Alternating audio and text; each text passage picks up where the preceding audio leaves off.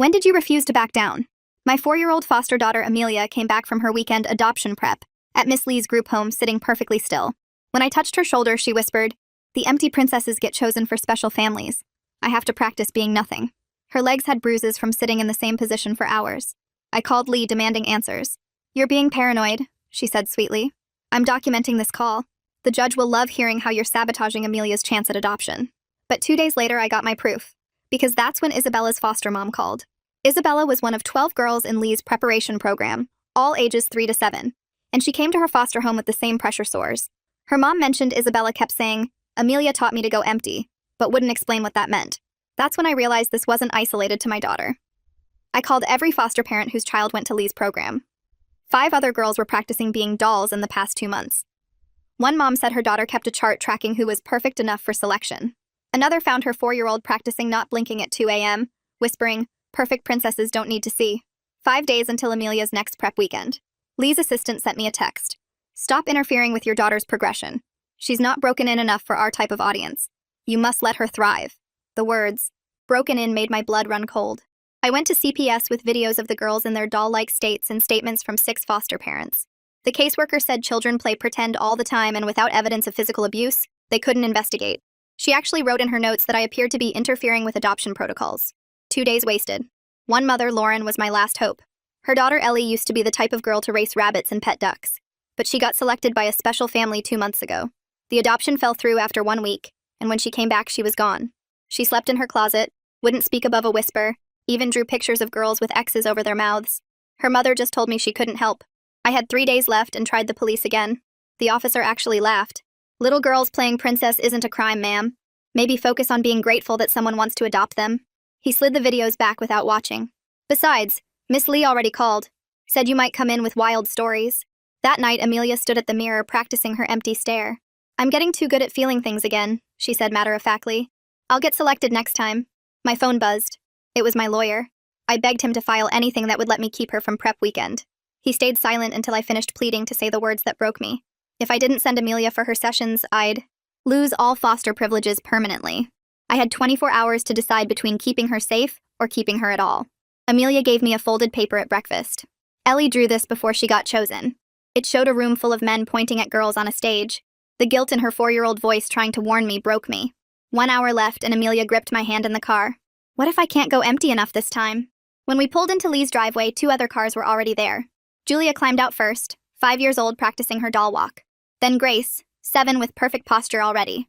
Amelia saw them and started crying. "Not them! They're almost ready!" I just smiled. Because I wasn't just dropping Amelia off tonight.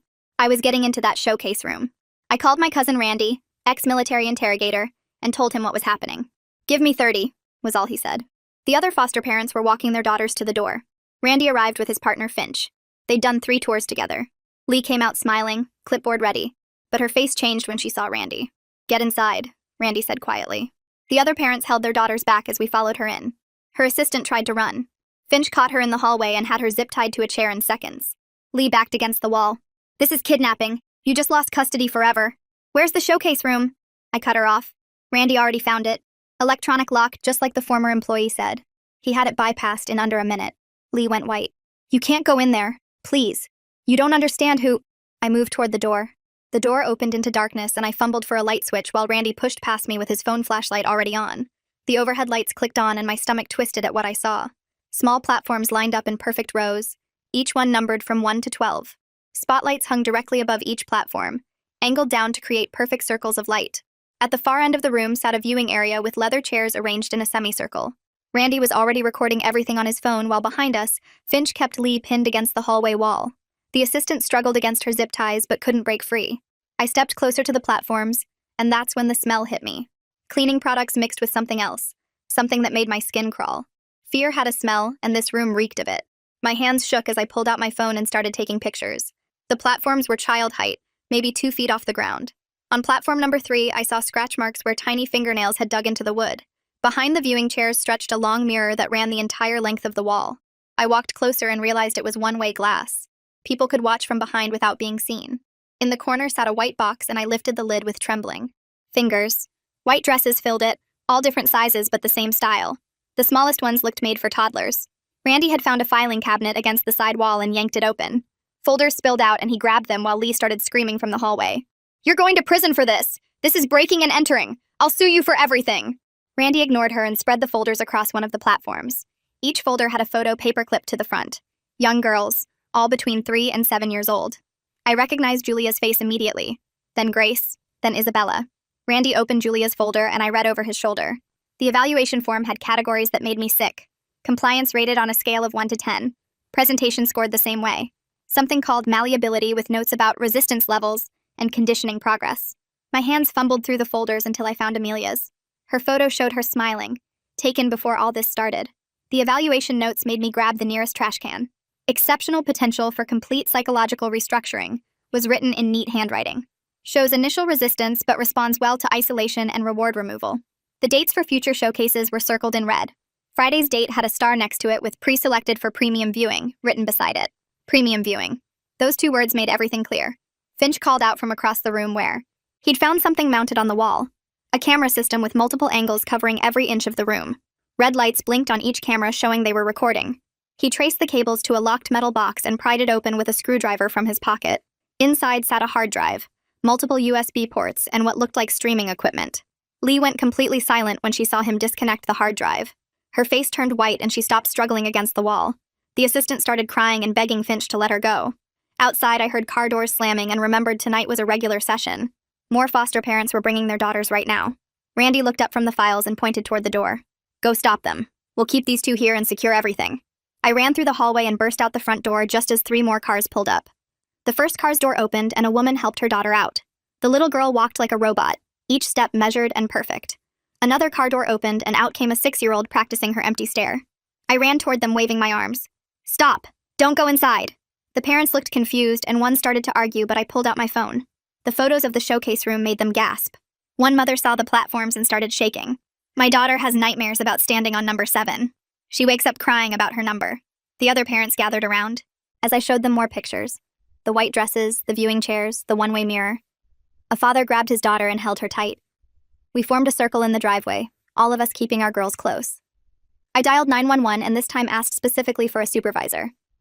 "We have evidence of child trafficking at Miss Lee's facility. We have video evidence and multiple witnesses." The dispatcher's tone changed immediately when I mentioned trafficking and evidence. She said units were on the way and to keep everyone outside for their safety. My next call was to Elena Reiner, a pediatrician who specialized in documenting child abuse cases. She answered on the second ring, and I explained everything in rushed sentences. She said she'd leave immediately and bring her forensic photography equipment. 10 minutes later, the first police car pulled up, and my heart sank. It was the same officer who had laughed at me before. He got out of his car already looking annoyed. "Ma'am, I told you already that Miss Lee runs a legitimate program." But Randy appeared in the doorway and called out to him. "Officer, you need to see this room." The officer followed Randy inside, and I watched through the doorway as his whole expression changed. His hand went to his radio, and he called for backup and a detective unit immediately. Randy pulled the officer over to the filing cabinet and started laying out folder after folder on a nearby desk. The officer's face went from annoyed to shocked as he saw the photos of little girls paper-clipped to evaluation forms with ratings for compliance and presentation. I knelt down next to Amelia, who kept tugging on my shirt asking if she did something wrong. The other girls had moved together near the wall, and I watched them automatically arrange themselves in a line by their numbers. Julia stood at position 5, Grace at 7. Even without being told, they knew their places. More sirens filled the driveway, and I heard car doors slamming outside. Randy kept showing the officer more files while pointing at specific notes about psychological restructuring and malleability scores. The officer grabbed his radio again, and I heard him request a forensics team immediately. Dr. Reiner rushed through the door with a large medical bag and went straight to the girls. She spoke softly to each one while examining their legs and arms. I watched her document pressure sores on Julia's knees and bruises along Grace's spine from holding positions too long. She photographed each injury with a small camera and made notes on a tablet. Amelia wouldn't let go of my hand as Reiner checked her over. The doctor found marks on her ankles from sitting cross-legged for hours, and what looked like fingernail marks on her arms where she'd been gripping herself. A black town car pulled up outside, and a man in an expensive suit got out carrying a briefcase. Lee's lawyer walked in already talking about false imprisonment and threatening to sue everyone present. Randy just pointed him toward the showcase room. The lawyer went silent when he saw the platforms and viewing chairs. His whole attitude changed, and he pulled Lee aside, whispering urgently. More police arrived, including a woman detective who specialized in crimes against children. She took one look at the room and immediately started taking photos of everything. She found a scheduling book we'd missed tucked behind the mirror with initials next to dates and what looked like payment codes. The detective called for additional units to secure the entire property as a crime scene. I pulled out my phone and started texting every foster parent whose child was in Lee's program. I told them not to bring their daughters here ever again and asked them to check for bruises or pressure sores. My phone started buzzing immediately with responses. Photos of bruises on legs, marks on backs. One mom sent a video of her daughter practicing her doll pose at 3 in the morning. The detective started interviewing parents one by one in the hallway while Reiner continued examining each girl. She pulled me aside after checking the 7th child and told me quietly that several girls showed signs of systematic conditioning that bordered on torture. The sleep deprivation alone could cause lasting damage. Cullen Budd arrived with a photographer but immediately agreed to keep all the children's faces out of any photos. He started documenting the showcase room and interviewing parents who were willing to talk. I watched him take notes as one mother described finding her daughter standing perfectly still in their backyard for 2 hours. Another expensive car pulled up and Donovan English from CPS got out looking annoyed. He started complaining about being called out after hours until the detective led him to the showcase room. His face went white when he saw the platforms and Reiner's preliminary medical reports spread on a table. He immediately got on his phone ordering a full investigation of Lee's facility and every placement she'd handled. He found me in the crowd of parents and apologized for his department dismissing my concerns. Lee tried to speak up, saying this was all a misunderstanding. She claimed she was just teaching the girls proper behavior for meeting adoptive families. The detective showed her the hidden cameras and payment codes from the scheduling book. Lee stopped talking and looked at her lawyer, who told her not to say another word. The assistant started crying harder in her chair. Finch had been watching her the whole time, and now the detective turned her attention there. The assistant broke down completely and started talking about how Lee told her the girls needed to be prepared for selection. She said Lee had a list of special clients who liked their children completely obedient. She mentioned names of people who'd attended previous showcases. The detective's expression got darker with each name. She called for backup to start locating these individuals immediately. Parents kept arriving after getting my texts in the driveway filled with cars. Each one wanted to see the showcase room for themselves. The detective had to post an officer at the door to preserve the crime scene. Reiner set up a makeshift examination area in another room, and parents brought their daughters in one by one. The evidence kept mounting. Bruises, pressure sores, signs of sleep deprivation, and psychological trauma in every single girl who'd been through Lee's program. English's team started arriving to document everything and begin emergency custody reviews. The showcase room had been set up for tomorrow night's viewing, and they found a list of expected attendees tucked into Lee's desk drawer. The detective immediately recognized several prominent names and made more calls. Within an hour, the entire property was surrounded by police vehicles and crime scene tape. The detective started checking other rooms while Randy kept poking around the main office area. Behind a bookshelf in Lee's office, we found another door with a keypad lock that nobody had noticed before. The detective called his tech guy, who showed up with tools and had it open in about 20 minutes. Inside was worse than the showcase room. 3 computers were still running with external hard drives attached, and stacks of DVDs labeled with dates going back 5 years. The detective put on gloves and started checking the computer screens while making sure nothing got deleted. One screen showed a video editing program with clips of girls practicing their poses. Another had spreadsheets with names and numbers that made my stomach turn. The detective immediately called for the computer forensics team and told everyone not to touch anything else in that room. English pulled out his phone and started making calls right there in the hallway. He was ordering emergency protective custody for all 12 girls in the program and wanted social workers at each house tonight. I heard him tell someone on the phone to check on every single girl and document any signs of abuse or conditioning. Amelia had been clinging to me this whole time, but suddenly she just broke down sobbing. She kept saying she tried so hard to be empty, but it made her feel like she was disappearing inside. Her little body was shaking, and she couldn't catch her breath.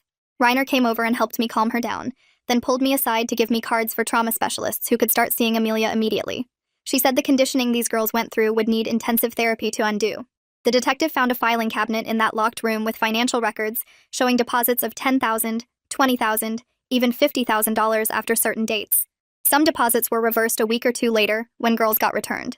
The amounts were way too high for normal adoption fees. He took photos of everything and said this proved human trafficking, not just illegal.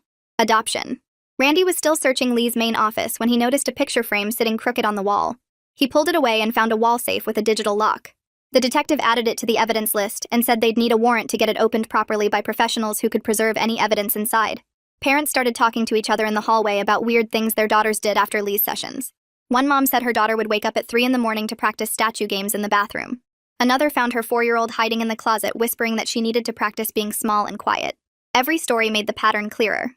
A car pulled up outside and a woman in a suit got out carrying a briefcase. English told me it was ADA Samara Gentry, who handled major crimes against children.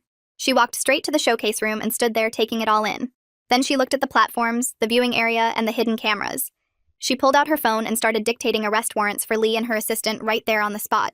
Lee's lawyer tried to interrupt, saying his client had information about more prominent people involved if they could work out a deal. Gentry told him any cooperation would be considered, but she wasn't making promises until she knew what information Lee actually had. The lawyer kept pushing, but Gentry just kept writing up the warrants. Something hit me while watching. All this happened. Tonight was supposed to be a major showcase according to that scheduling book. I mentioned it to the detective and asked if buyers might still show up not knowing about the raid. He immediately got on his radio and had unmarked cars positioned around the property to watch for anyone approaching. Not even 10 minutes later, an expensive black car pulled up to the curb. A man in a suit got out and started walking toward the door, but stopped when he saw all the police cars. He turned around fast and got back in his car. Officers followed him and ran his plates while he was trying to leave. The detective's radio crackled and I heard them say the car was registered to a city official, whose name I recognized from the news. More parents kept arriving after getting my earlier texts, and the driveway was getting packed. Each one wanted answers about what had been happening to their daughters. The detective had to assign an officer just to manage the crowd and keep people from contaminating the crime scene. English was still on his phone coordinating welfare checks on all the girls, while Reiner continued documenting injuries and taking statements from parents. The forensics team arrived with cases of equipment and went straight to that locked room with all the computers. They started making copies of everything before disconnecting the systems to prevent any remote wiping. One tech told the detective it would take days to go through all the video files, but from what he could see, there were recordings of every showcase for the past 5 years. Randy and Finch were keeping Lee and her assistant separated while the police processed them. The assistant kept crying and trying to talk, but her lawyer told her to stay quiet. Lee just sat there with this blank look like she couldn't believe she'd been caught. Every few minutes, another piece of evidence turned up, and the case kept getting bigger. Reiner came out of the exam room after 2 hours with all 7 girls and walked straight to Gentry with her clipboard full of notes. She showed her the photos she'd taken of pressure marks on their legs and backs from holding positions for hours, the muscle strain patterns that matched forced posture training, and worst of all, signs of sleep deprivation in every single child. Gentry took one look at the medical documentation and started writing up additional charges for systematic physical abuse, while Reiner said she'd testify in court about the damage being done to these girls' developing bodies. The forensics team's van pulled up, and 3 techs in blue jackets carried in cases of equipment, heading straight for that locked computer room the detective had found earlier. They started pulling hard drives and making copies of everything before disconnecting the systems, and one tech mentioned to the detective that the files were all encrypted, but they could crack them back at the lab. Another tech was checking the showcase room's cameras and discovered they weren't just recording locally but streaming to remote IP addresses, which meant buyers could watch from anywhere. English got off his phone and told me his team had reached all 12 families in the program, and 2 more girls were showing the same symptoms, so their parents were bringing them in for Reiner to examine right away. He was making notes in his tablet about each family's report, and I could see his face getting more angry with every story he documented. That's when I noticed Lee had somehow gotten her hands on a phone, even though she was supposed to be in custody, and she was whispering urgently to someone about cleaning everything up immediately. The detective saw it too and grabbed the phone from her, but she'd already ended the call, so he got on his radio asking for an emergency warrant to trace the number she'd dialed. Lee just sat there with this smug look like she'd already warned whoever needed warning, but the detective said they'd have the number traced within the hour. My phone buzzed with a text from Cullen saying his article was going live in 10 minutes, and true to his word, the story hit the news site with the headline about a foster trafficking ring being discovered. He'd kept all the children anonymous like he promised, but included enough details about the showcase room and the conditioning program that people would understand how serious this was. Within minutes, the article had hundreds of shares and comments from horrified readers demanding justice, and other news outlets started picking it up and calling the police station for statements. More cars started pulling into the driveway as foster parents who'd gotten my earlier texts arrived, wanting to know what was happening to their daughters. We ended up gathering in the parking lot while the police worked inside, and everyone was sharing stories about weird things their kids had been doing after Lee's sessions. One mom said her daughter would stand in the corner for hours practicing being still. Another found her 6-year-old had been skipping meals because dolls don't need food. And every story made us realize how blind we'd been to what was really happening. The locksmith finally arrived to work on that safe Randy had found, and it took him 40 minutes with special tools while a detective supervised and documented everything. When it finally clicked open, the detective put on gloves and started pulling out USB drives labeled with years, stacks of cash in different currencies including euros and yen, and then a leather folder that made him stop cold. Inside was a list of names with numbers next to them, and when he showed it to me, I saw Amelia's name at the top with the highest price of all at $50,000. Lauren's car pulled up and she got out holding Ellie's hand, the little girl who hadn't spoken above a whisper since her failed placement 2 months ago. Ellie saw the police cars and the officers leading Lee toward a patrol car in handcuffs, and something shifted in her face like she finally understood she wasn't the problem. She pulled away from her mom and walked right up to where Lee was being put in the car, and in the loudest voice any of us had heard from her in months, she said the words that made several parents start crying. The detective carefully inserted one of the USB drives from the safe into an evidence laptop, and his face went white as thumbnails loaded showing photos of young girls from what looked like previous years. Some of the photos had red text stamped across them that said, "Sold" with dates underneath, and he immediately got on the phone calling the FBI, saying this was bigger than just our local area. He kept scrolling through the files with his gloves on, documenting everything while telling whoever was on the phone that they needed help tracking down at least 30 girls from the past 5 years. English was pacing back and forth on his phone with what sounded like his boss, and I heard him say they needed to review every private adoption facility in the state, immediately using emergency protocols. When he hung up, he came over to me and the other parents and admitted something that made my hands shake with anger. They'd gotten complaints about Lee's facility before, 3 different times over 2 years, but they'd never investigated properly because the complaints seemed vague, and Lee always had perfect paperwork. 3 foster parents started talking to a lawyer who showed up after seeing Cullen's article online, and he pulled out business cards saying he'd take our cases for free if we wanted to sue everyone who failed our kids. Within an hour, 12 of us signed papers to start lawsuits against Lee's organization, the state agencies that ignored us, and the cops who wouldn't listen. The lawyer said we had enough evidence to make them all pay for what they let happen to our daughters. 2 black SUVs pulled up, and FBI agents got out wearing those blue windbreakers you see on TV. The lead agent talked to English and the detective for a few minutes, then came over to us parents and said they'd been tracking similar operations in Oregon, Nevada, and Arizona for 6 months. He showed us photos on his tablet of other showcase rooms that looked just like Lee's with the same numbered platforms and viewing areas. They were taking over the trafficking parts of the case since it crossed state lines and involved organized crime networks. I held Amelia while a therapist the FBI brought started talking to her in the back of an ambulance they'd set up as a safe space. Amelia drew picture after picture on the paper they gave her, all showing girls standing on numbers with men watching from chairs. The therapist kept her voice soft and let Amelia draw without pushing her to talk. After 20 minutes, Amelia drew herself on platform 3 with an X over her mouth, and the therapist looked at me with tears in her eyes. She said it would take months or maybe years of therapy to help Amelia recover from this kind of conditioning. Lee's assistant started crying when the FBI agents told her she was looking at federal charges and offered her a deal if she'd tell them everything. She talked for 2 hours straight into their recorder about how Lee taught them to pick girls who were already damaged enough to break easier. She said they looked for foster kids with no family connections who wouldn't be missed if something went wrong. The assistant named 6 men who came to every showcase as regular buyers, including 2 judges from family court who helped Lee get access to more foster kids. She gave them passwords to encrypted files and showed them where Lee kept records of every girl who'd been sold over the years. Cullen's article got picked up by CNN and Fox News within 3 hours, and suddenly news vans started showing up at Lee's facility. They interviewed parents who wanted to talk and kept the cameras rolling as more evidence got carried out in boxes. A website got set up for donations to help pay for therapy for all the girls, and within a day, it had raised over $100,000. People were angry and wanted to help however they could.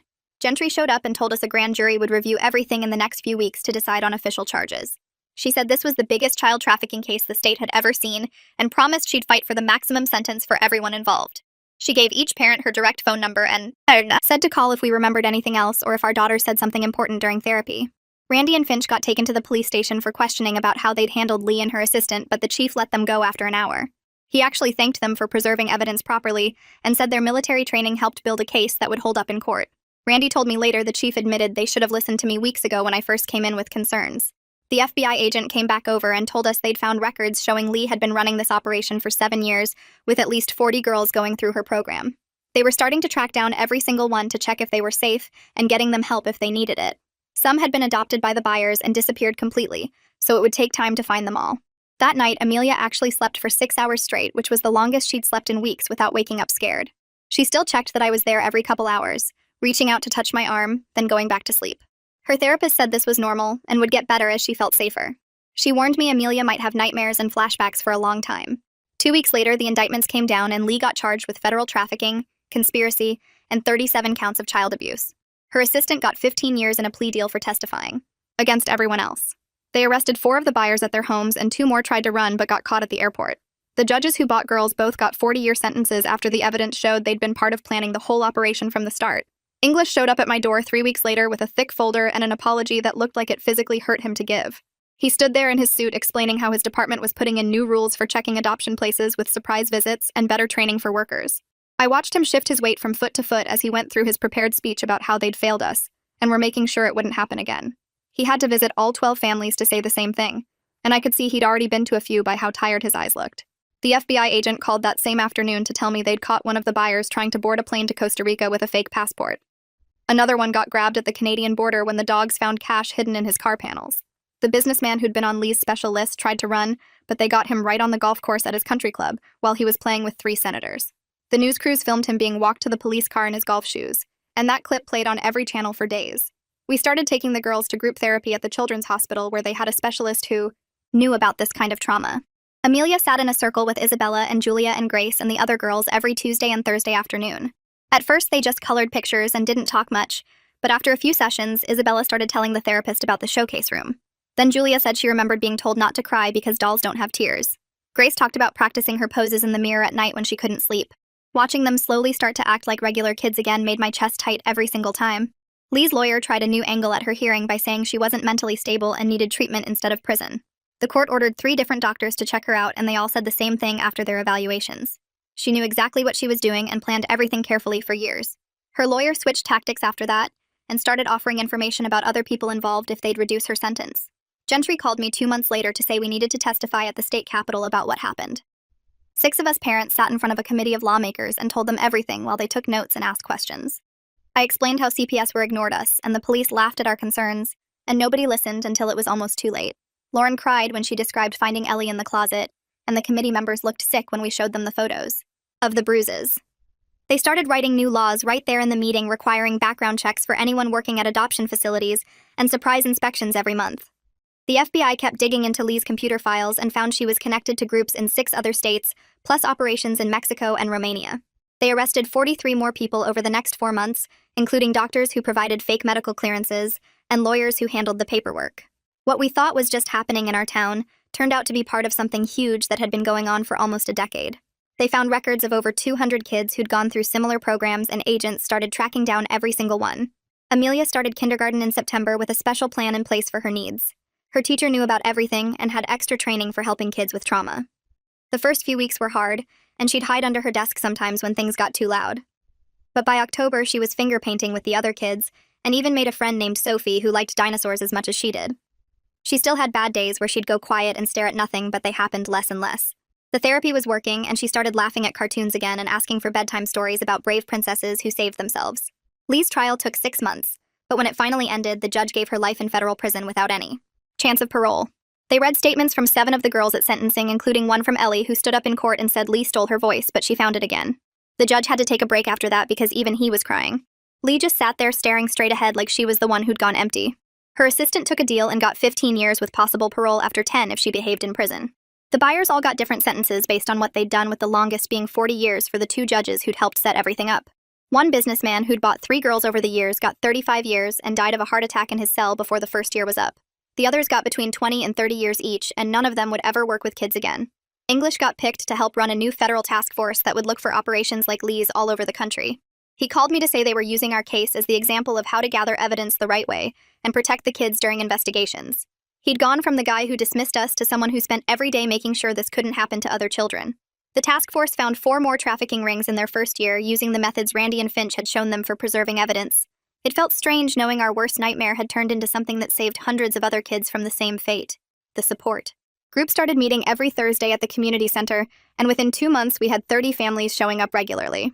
Lauren took charge of organizing everything, while I handled the legal paperwork to make us an official nonprofit, and we got our 501c3 status approved faster than expected, because the judge who reviewed our application was the same one from Amelia's case. We set up a hotline that rang to 3 different phones so someone could always answer. When a parent called scared about something they noticed, and in the first 6 months we helped 12 families get their kids out of bad situations before anything terrible happened. The local news did a piece on us which brought in donations and volunteers, and soon we had enough money to rent a small office space where parents could come for resources and advice. Cullen's articles kept getting picked up by bigger outlets, and when the Pulitzer Committee announced he'd won for his series on our case, he called me crying because he never thought writing about something so dark would lead to recognition. He showed up at our next support group meeting with a check for half the prize money made out to our organization and said the kids deserved it more than he did. The ceremony was fancy with everyone in suits and dresses, but Cullen wore a pin with a butterfly on it that Amelia had drawn for him and mentioned every single girl by their fake names in his acceptance speech. A year after that first terrible night at Lee's place, the adoption papers finally went through, and I stood in the courthouse holding Amelia's hand while the judge made it official. She'd been calling me by my first name for months, but right after the judge signed the papers, she looked up at me and said, "Mom," for the first time, and I lost it right there in the courtroom.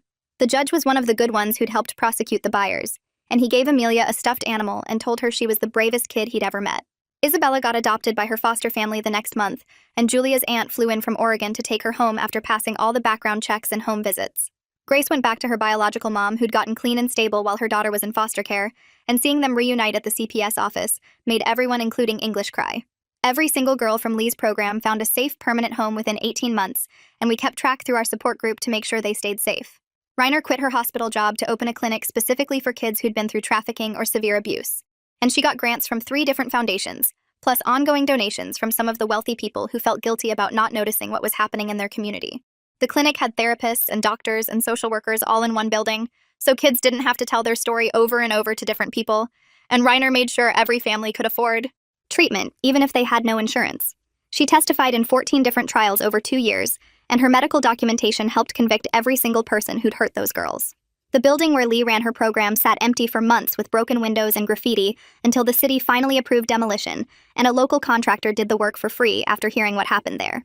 A landscape company donated their time to turn the lot into a memorial garden with a playground and benches and flower beds that bloom in different colors through the seasons. Amelia and I go there every April to plant new flowers, and she always picks yellow ones because she says they look happy and that place needs happy things now. English got called to Washington to receive a federal commendation for his reform work, and they filmed him explaining the new protocols to a room full of CPS directors from every state. He sent copies of the training materials to our support group and visited every few months to check on the families and make sure the new safety measures were working. His department became the model for the whole country, with other states sending their workers here for training on recognizing trafficking signs and protecting vulnerable kids. Randy and Finch used their military contacts to set up a nonprofit that trained foster parents and social workers in evidence preservation and threat assessment. They ran weekend workshops teaching people how to document abuse properly and when to push past bureaucratic resistance, and their manual became required reading for new foster parents in 6 states. The precision they showed that night at Lee's place became the standard for how to handle these situations, and they consulted on dozens of cases where kids needed immediate extraction from dangerous situations. 3 years went by, and Amelia started 2nd grade in a regular classroom with kids who had no idea what she'd been through. She joined the soccer team and scored 2 goals in her first game, and made friends with a girl named Katie who loved dinosaurs as much as she did. The nightmares still happened maybe once a month instead of every night, and her therapist said she was processing everything better than most adults would. She still went to therapy every other week, but spent most sessions drawing pictures or playing games while talking about regular kid stuff instead of the dark things from before. A letter came from the federal prosecutor saying the last buyer had been convicted on all charges and would spend the rest of his life in prison. The investigation that started in our town had spread to 14 countries and saved over 200 kids from situations like Amelia's, or worse, and the prosecutor said none of it would have happened if we hadn't pushed open that door. The governor's office called 6 months later, asking if I'd serve on the new Foster Care Reform Commission. I drove to the state capitol for the first meeting, where 20 other people sat around a huge table with folders and laptops. We spent 8 hours going through every rule and procedure that failed kids like Amelia. I showed them photos from Lee's showcase room and watched their faces change. The commission met every month, and we rewrote the entire foster care handbook from scratch. We made surprise inspections mandatory and created a hotline where kids could call without going through their caseworkers first. Every private adoption facility had to install cameras in common areas and submit footage monthly. We required background checks going back 20 years for anyone working with foster kids. The work was slow and boring sometimes, but every new rule we passed meant another kid might stay safe. 2 years into the commission work, Amelia's teacher called about an art contest. She'd painted butterflies breaking out of cardboard boxes using every color she could find. The butterflies had huge wings and tiny smiles, and one was helping another escape. At the school assembly, they called her name for first place, and she ran up to get her blue ribbon. She held it up and grinned so big I started crying right there in the auditorium. Her painting got displayed in the school lobby where everyone could see it. That night, she taped the ribbon to her bedroom mirror and told me the butterflies were like the girls from Lee's place finally getting to fly away. That's a wrap for now. Thanks for just hanging out and exploring all these little details with me. Until next time, subscribe for more content like this.